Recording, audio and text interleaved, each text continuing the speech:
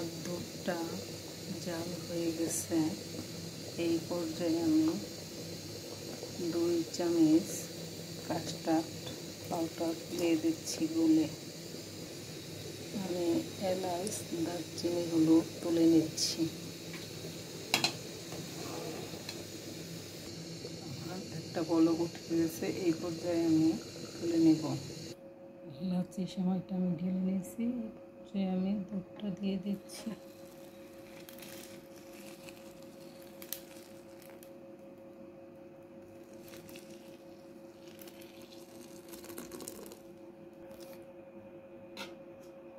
গেল আমার কাস্টার্ড লাচ্ছি সেমাই।